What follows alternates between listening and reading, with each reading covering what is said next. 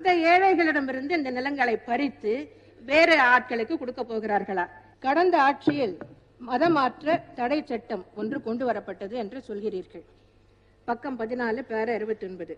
அது கட்டாய மதமாற்ற தடை சட்டம். இப்போது அதில் என்ன சொல்லப்பட்டிருக்கிறது?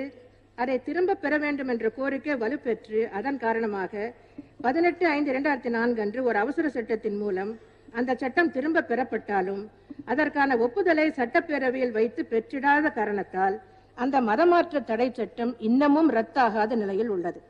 அண்மையில் இந்திய அரசு ஒரு நேர்வில் அரசியல் சட்டத்தில் வழங்கப்பட்டுள்ள சுதந்திரமாக சிந்தித்தல் அப்படின்லாம் இருக்குது.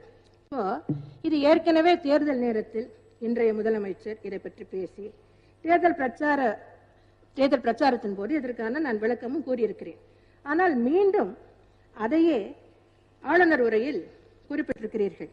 இது எப்படி இருக்கிறது என்றால், ஒருவர் இறந்து போய் அந்த பிரேதத்தை புதைத்துவிட்டு ஒரு முறை அடக்கம் செய்துவிட்டு அதன் பின்னர் இல்லை அவர் சாகவில்லை இன்னும் உயிரோடு இருக்கிறார் என்று சொல்லி மீண்டும் புதைக்கப்பட்ட பிரேதத்தை வெளியே எடுத்து இரண்டாவது முறையாக அடக்கம் செய்ய போகிறோம் என்று